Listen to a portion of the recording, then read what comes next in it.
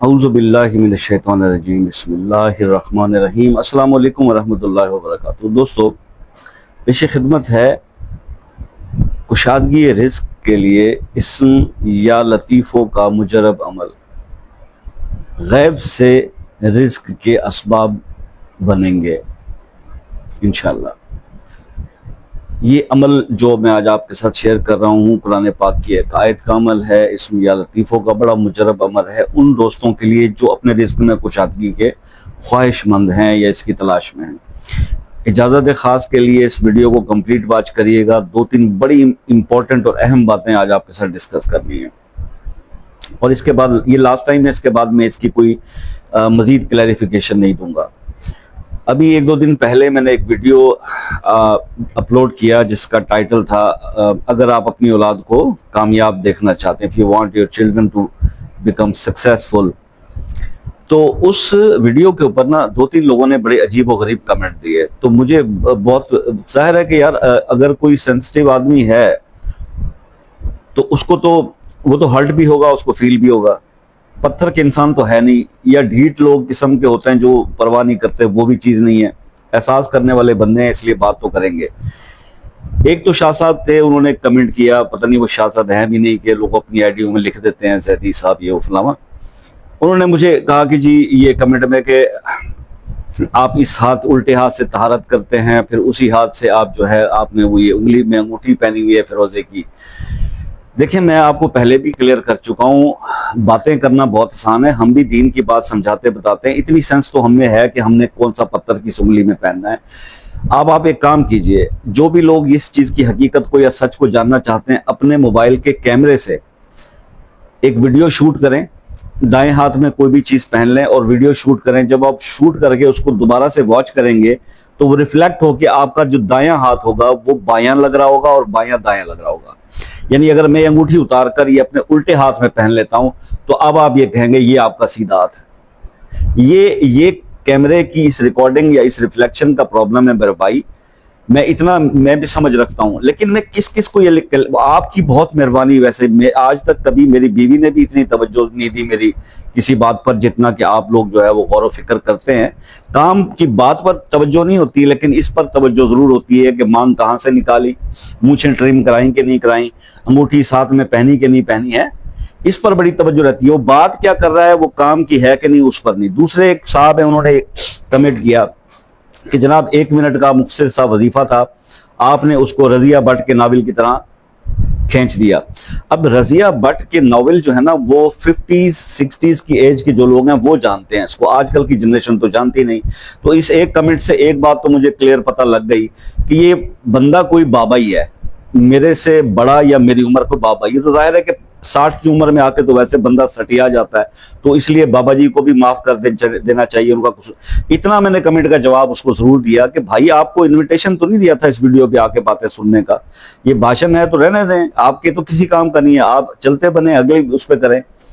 तीसरा जो कमेंट जो है वो एक भाई ने किया तो उस पर भी तकलीफ हुई कि जनाब वीडियो शायद आप इसलिए लंबी करते हैं कि इस पे आपको पैसे ज्यादा बनते हैं। यार बात यह है कि मैं कोई बहुत बड़ा यूट्यूबर तो हूं नहीं जिसके लाखों और मिलियंस के अंदर फॉलोअर्स हों और की वॉच टाइम होता हो। हमें तो 150 लोग देखने वाले होते हैं, उन्हीं के लिए वीडियो बनाते हैं। अब 100 200 400 कमेंट के ऊपर कितने डॉलर बनते हैं इस पर रिसर्च करके देख लें। बहुत बड़े बड़े अरस्तू बैठे होते हैं ऐसे कमेंट। एक चीज ये जानते ही नहीं है कि जितने आप लोग नेगेटिव कमेंट्स करते हो ना, उसकी वजह से वही वीडियो जो पहले मेरी कभी कहीं आज वो स्पीड अप हुई है। यूट्यूब तो इस चीज को पसंद करता है कि आप बैड कमेंट्स करें। बहरहाल जी, आप लोगों का भी बहुत शुक्रिया जो बैड कमेंट्स करते हैं, लेकिन कम से कम थोड़ा सा एहसास कर लिया कीजिए मैं इन चीजों का आदी नहीं हूं यार, अब लगता है आदी होना पड़ेगा। खैर, मैं जिंदगी के तजर्बे की आपको बात करूं, ये बातें आपसे करना आपसे रिलेटिव नहीं है, लेकिन आप मुझसे मोहब्बत करते हैं, मुझे देखते हैं, मुझे सुनते हैं, तो इतना तो बनता है कि मैं आपको अपने दिल की बात आपसे शेयर कर सकूं या बता सकूं। प्लीज ऐसे कमेंट्स अगर मेरे कुछ पसंद करने वाले, मेरे चाहने वाले, मेरे कोई हमदर्द अगर बैठे हुए हैं और वो सुन रहे हैं, तो ऐसे कमेंट्स को आप अगर देखा करें वीडियो तो आप खुद ही उनका आंसर दे दिया कीजिए। तो ये मैं आपसे रिक्वेस्ट करूंगा। बाकी यह है कि मेरा जाती तजर्बा यह है कि यूट्यूब पर ना दो किस्म के लोग बैठते हैं। दो किस्म के। एक वो जो वाकई में परेशान है किसी मसले को लेकर, रिस्क के लिए या बच्चों के लिए या किसी भी मसले में फंसे होते हैं, वो वज़ाइफ की तलाश कर रहे होते हैं या रहनुमाई के लिए आते हैं यूट्यूब पे सर्च कर।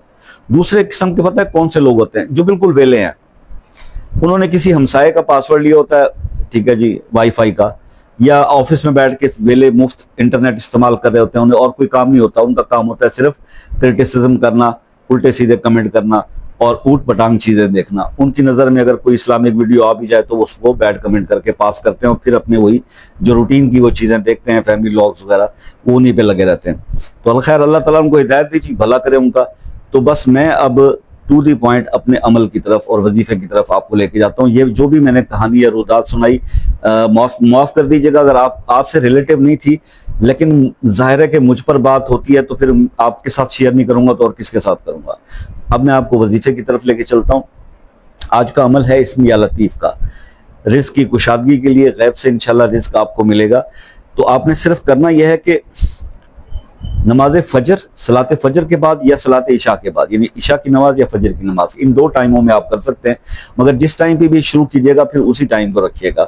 इसमें सिर्फ आपने करना यह है कि 11 मरतबा पहले दुरूद इब्राहिमी पढ़ना है, 11 मरतबा आखिर में दुरूद इब्राहिमी पढ़ना है। अव्वल आखिर 11 मरतबा दुरूद इब्राहिमी पढ़ने के बाद 119 बार आपने पढ़ना है या लतीफो, या लतीफो, 119 बार अल्लाह का इस्म। और इसके बाद आपने क्या करना है कि 119 बार ही कुरान की आयत पढ़नी है, इन्नल्लाह हुवर रज़्ज़ाक़ु ज़ुल क़ुव्वतिल मतीन।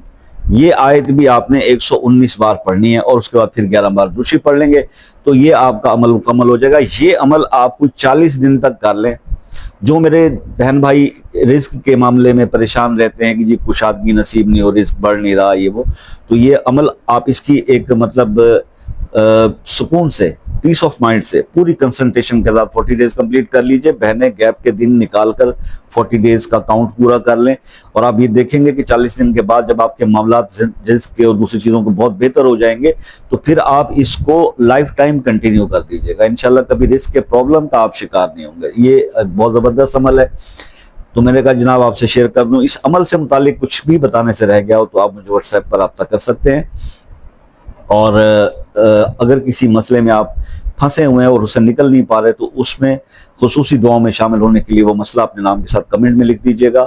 और आज मैं आपसे ये रिक्वेस्ट भी करूंगा कि अगर आप जो बातें आज मैंने कमेंट्स के जवाब में बताई हैं इस वीडियो के शुरू में, अगर आप उससे एग्री करते हैं तो भी मुझे कमेंट कीजिएगा। अगर ऐसी बात मुझे नहीं कहनी चाहिए तो उस पर भी कमेंट कीजिएगा। मैं वेट करूंगा आपके मशवरे का, आपकी राय का। पाकिस्तान में जो हमारा टाइम है व्हाट्सएप पे राब्ते का, वो असर की नमाज के बाद है, रात 10 बजे तक। और इसी तरह से दूसरे ममालिक के जो मेरे दोस्त बहन भाई हैं वो मुझसे राब्ता कर सकते हैं कॉल का टाइम पहले लेकर। UK, USA, Canada, New Zealand, Australia वाले लोग, फ्रांस वाले, जर्मनी वाले, तो ये आपके लिए बहुत बेहतर रहेगा। इसके कुछ चार्जेस नहीं है, मेरे लिए भी आसानी रहेगी। दुआ में याद रखिएगा, अपना बहुत सारा ख्याल रखिएगा। इंशाल्लाह जिंदगी रही तो नेक्स्ट किसी वीडियो में आपसे मुलाकात होगी। तब तक के लिए इजाजत दीजिए। अल्लाह हाफिज।